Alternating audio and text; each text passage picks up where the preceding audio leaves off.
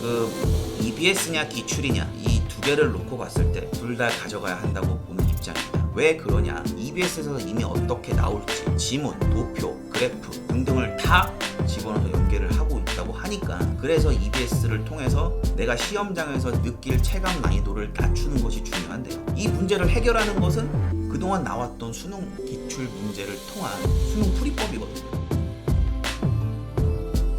안녕하세요, 랑쌤입니다. 9월 모의고사 성적표가 드디어 나왔습니다. 성적표 받아보시니까 어떠세요? 성적만큼 나왔거나 잘 나온 친구들은 기분이 좋을 것이고, 가채점 결과보다 성적이 떨어진 친구들 같은 경우에는 OMR 실수를 하지 않았을까, 그래서 이 마지막으로 갈수록 OMR의 정답을 정확하게 기입하는 것도 매우 중요합니다. 중위권 3등급 이하의 점수의 경우 각 기관에서 예측한 점수보다 원점수 컷이 올라갔어요. 그 이유는 기관들이 국어랑 수학을 예측하는 게 쉽지 않은 것도 있지만, 이번 9월 모의고사의 결시율이 10만 918명이나 됩니다. 그러니까 신청은 47만 5,825명이 신청을 했는데 실제 모의고사 응시한 인원이 37만 4,907명밖에 안 돼서 10만 명이나 결시를 했거든요. 10만 명이나 결시했기 때문에 점수 추정에 있어서 중하위권 점수를 추정하는 게 부정확하지 않았을까, 이러한 생각이 드는데요. 1등급의 컷의 경우는 대부분 기관들이 맞추는 요령을 알게 된 것 같아요. 대략적으로 비슷하게 추정을 한다, 이렇게 보여집니다. 오늘은 어떤 얘기를 할 거냐면 9월 모의고사의 난이도가 어떠한지와, 그리고 저한테 질문을 많이 하세요. 지금 EBS를 제가 강조를 많이 하잖아요. 기출은 버리고 EBS만 풀면 되나요? 이런 질문들을 많이 하시는데, 어떻게 공부를 해야 될지를 명확하게 가이드라인을 제시를 해드리겠습니다. 우선 국어부터 보도록 하겠는데요. 9월 모의평가 분석을 한번 보시면 6월 모의고사보다는 다소 어렵고 2023학년도 수능과 비슷하게 출제되었다고 말을 하고 있어요.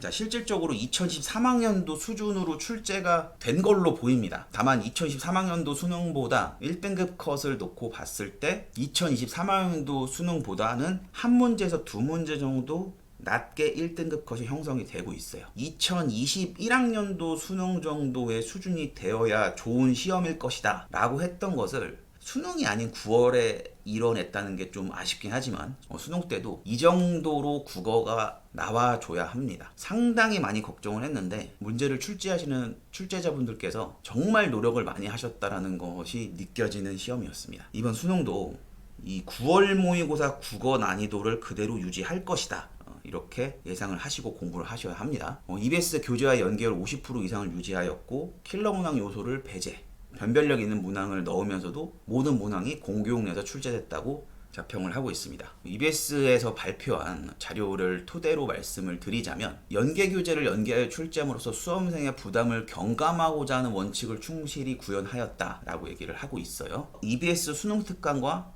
수능 완성에 나온 내용을 토대로 독서 지문을 구성한다, 이렇게 출제의 가이드가 잡혔다고 보시는 게 좋을 것 같아요. 문제 자체가 나오는 건 아니지만 어려운 내용, 특히 정보량이 너무 많다, 이것을 킬러 문항 요소라고 잡고 있기 때문에, 그러면은 정보량을 줄이기 위해서는 아무래도 익숙한 주제, 어디서 본 것과 같은 내용, 이런 게 들어가 있으면 정보량이 상대적으로 줄 수 있기 때문에, 그래서 EBS 수능 특강 수능 완성에 나온 독서 지문의 주제들 같은 경우에는 거의 다 암기를 하고 있을 정도로 내용을 파악을 하고 가셔야 합니다. 실질적으로 이번에 수능 완성에서 공부했던 내용이어서 풀기 수월했어요 라고 했던 친구들이 상당히 많았습니다. 그러면은 변별력이 아예 없을 것 아니냐, 변별력을 충분히 나타낼 수 있는 것 9월 모의고사에 보여줬습니다. 문학이 상대적으로 쉬웠던 것을 어렵게 만들었고, 그 다음에 보기의 선지를 정확하지 않은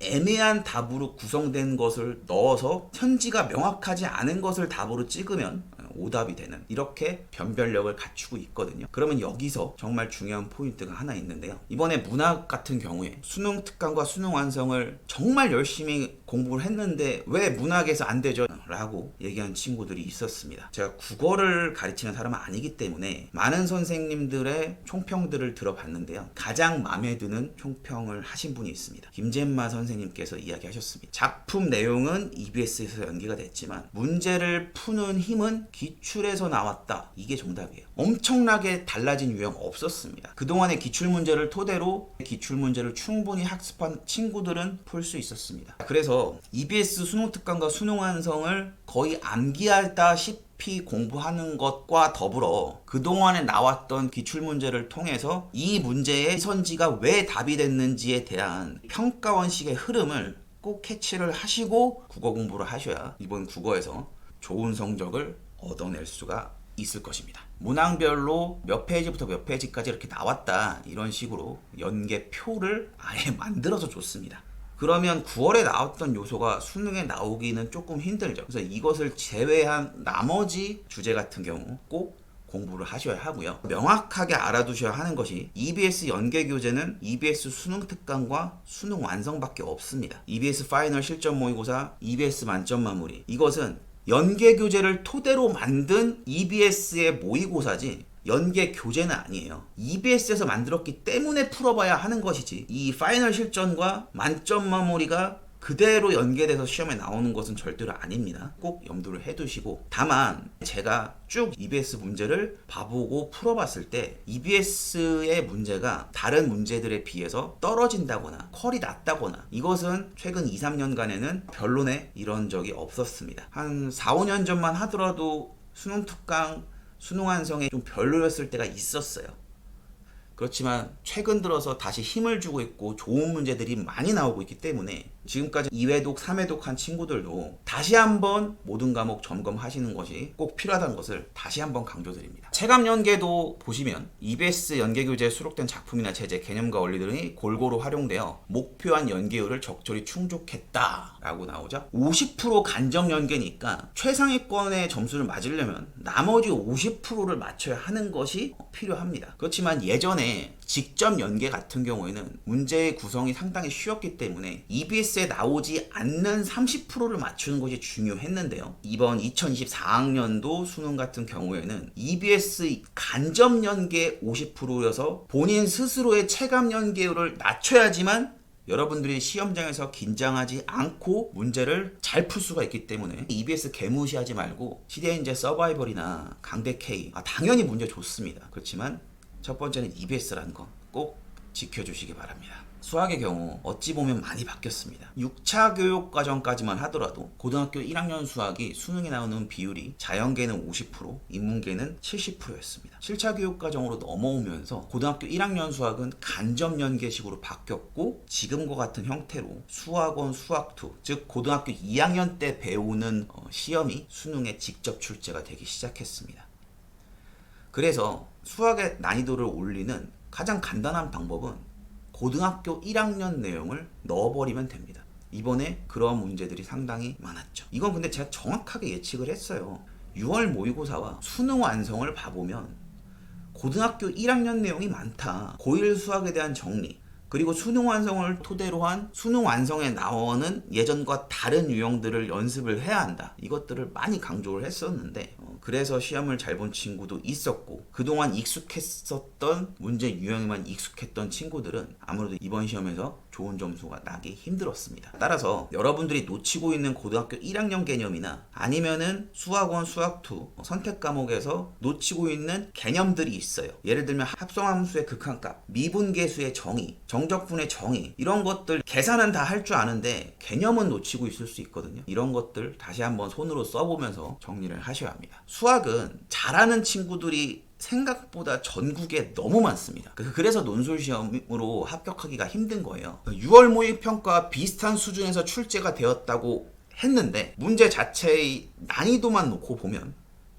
확실히 최상위권한테는 쉬운 시험이 맞습니다. 그래서 이번에 수학 표준점수 144점 만점을 가져간 친구들이 2,520명이나 돼요. 이 친구들은 미적분 100점을 맞은 친구들일 것입니다. 확률과 통계를 100점 맞은 친구들은 아마 141점으로 예상이 되는데요. 수학의 경우 지금 1등급 컷이 확률과 통계는 92점, 미적분 89점, 기하 80점 이렇게 나와 있는데, 그러면 이렇게 수학이 나왔던 적이 언제냐 보면은, 자, 이렇게 시험이 나왔던 적이 언제냐, 가장 비슷한 것은 2022학년도 수능이었습니다. 수능 특강, 수능 완성에서 묻고 있는 중요한 개념들, 그리고 그 개념을 정확하게 문제에 대입하고 내가 논리적 흐름으로 문제를 이끌어가고 있는지, 그리고 계산도 정확하게 하고 있는지, 이것까지도 체크를 하셔야 합니다. 영역세부 총평에서 지나친 계산을 요구하거나 불필요한 개념으로 실수를 유발하지 않았다라고 하는데 이것은 EBS의 이야기고요. 계산 생각보다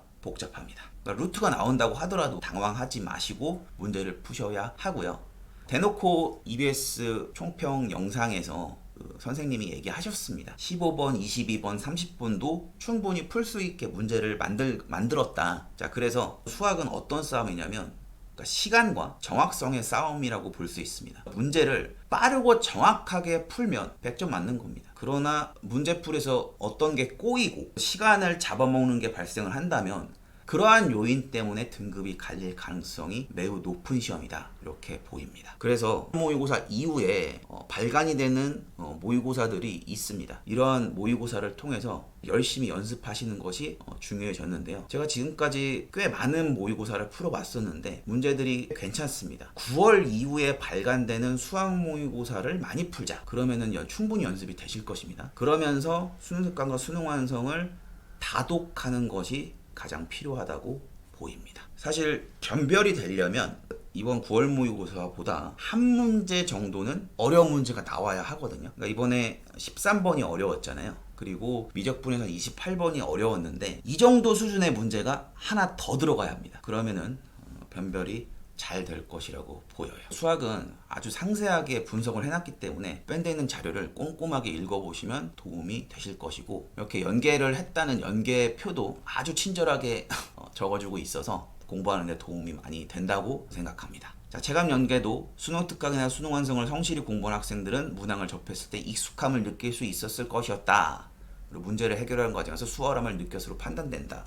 이게 과연 옳은 건지는 모르겠습니다만 올해는 이렇게 나온다니까 수능 특강과 수능 완성은 거의 모든 것을 다 암기하고 있을 수준이 되면 좋겠죠. 수능 특강과 수능 완성은 수능장까지 가지고 가서 국어시험 끝나고 밖에 나가서 계속 공부를 하는 것이 필요하다 이렇게 보입니다. 자, 이번에 영어가 어려웠잖아요. 영어 같은 경우에는 1등급 비율이 4.37%밖에 안 됐습니다. 이는 평가원에서 출제한 6월, 9월 수능을 다 합쳤을 때 2019학년도 6월 모의평가 다음으로 1등급 비율이 가장 낮았습니다. 어렵게 출제가 된 것도 있었지만 사실 영어의 경우는요, 학생들이 공부를 안 해서 이번에 시험으로 혼난 겁니다. 저는 2등급 정도 나와요 라고 하는 친구들, 이번에 4등급 맞은 친구들 꽤 많습니다. 난이도가 6월 모의고사 대비 비슷하거나 다소 어렵다고 나왔는데 다양한 모듈에서 일부 문항들로 변별력을 확보하였다고 얘기를 하고요. 문제풀이 방식만을 적용하여 답을 찾지 않고 지문을 끝까지 읽고 답을 추론하는 문제가 상당수 있었다. 그러니까 스킬이 안 통했다, 이렇게 볼 수 있었습니다. 그래서 영어는 사실 2등급은 맞으면 된다 하지만 영어 비율이 높은 학교들이 있어요. 그래서 만만히 봤다가는 큰 코를 다칠 수 있고 최저를 영어로 맞추는 친구들이 꽤 있거든요. 만만히 보시면 절대로 안 됩니다. 그래서 영어 학습도 한국사처럼 공부하면 안 된다. 이것이 결론입니다. 이번에 사탐하고 과탐의 경우는 사회탐구는 동아시아사와 세계사 두 과목만 빼놓고는 아주 잘 냈어요. 그래서 세계사하고 동아시아의 난이도만 조절한다면 충분히 1등급, 2등급, 3등급을 변별할 수 있는 그러한 시험이 될 것이기 때문에 꼼꼼하게 여러분들이 공부를 하시면 되는데, 과학탐구의 경우는 이상하게 6월도 그렇고 계속 기조가 쉽게 나오고 있어요. 뭔가 테스트를 계속 하는 느낌이거든요. 이번에 지구과학 같은 경우에는 8,000명이나 만점이기 때문에 지구과학을 다 맞으신 친구의 100분위가 97이 나옵니다. 그래서 지구과학의 경우는 난이도 조절이 분명히 들어갈 텐데 지엽적인 부분을 최대한 피하려고 하다 보니까 문제가 계속 쉬워지는데요. 수능 때는 어쩔 수 없이 변별을 위해서 출제가 되지 않았던, 그러나 EBS에는 있었던 이런 문제가 출제가 될 것으로 보이기 때문에 지구과학을 많이 선택하잖아요. 꼼꼼하게 수능 특강, 수능 완성에 있는 내용은 모두 다 가져가셨으면 좋겠고요. 투 과목의 경우 투투러라고 하죠. 표준 점수를 많이 확보하기 위한, 특히 의대를 가려고 하는 친구들이 투투로, 아니면 서울대를 노리는 친구들 같은 경우에서도 투 과목으로 넘어가는 그런 학생들이 많았는데요. 가장 많이 투 과목으로 넘어간 것은 생명과학이었습니다. 그래서 생명과학의 경우 6월보다는 표준 점수가 많이 떨어졌지만 현재 원과목보다는 확실히 표준 점수가 높게 형성이 되고 있는 것은 사실이고요. 수능 때도 이 정도는 나올 것 같아요. 그러면은 변환 표준을 쓰는 대부분의 대학들은 큰 상관이 없지만 표준 점수 자체를 쓰는 서울대나 메디컬 쪽에서는 이 투 과목의 위력이 생각보다 더 있을 것이다 이렇게 생각이 들고, 최저를 맞추기 위해서 노력하기 위해서 일부러 투과목으로 바꾼 친구들도 상대적으로 유리해진 측면이 있습니다. 이번에 지구과학 같은 경우에 3등급 컷이 16점이었거든요.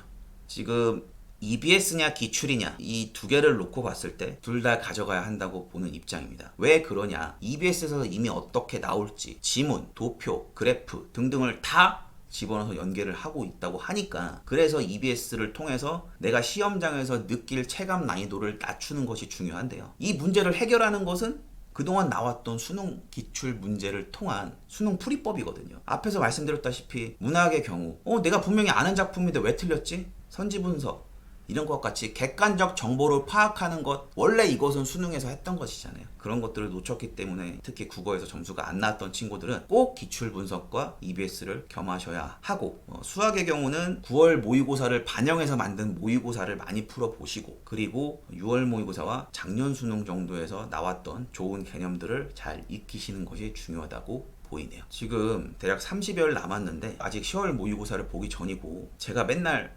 생각보다 시간이 많다고 하잖아요. 아직도 시간은 많이 남아 있습니다. 하루 종일 공부하면 시간은 정말 많아요. 요즘 갓생이라고 하더라고요. 이 한 달 동안 갓생 한번 살아보세요. 그럼 분명히 수능에서 생각보다 문제가 너무 잘 풀려서 그동안 받지 않았던 점수를 받게 됩니다. 작년에 어느 학생이 단 한 번도 국어를 1등급 받아본 적이 없었습니다. 그렇지만 이 친구 공부 열심히 했거든요. 국어 시험지를 받고 문제를 푸는데 답이 다 보이더래요. 그것이 바로 수능입니다. 여러분들은 모의고사를 잘 보기 위해서 공부를 하는 것이 아니죠.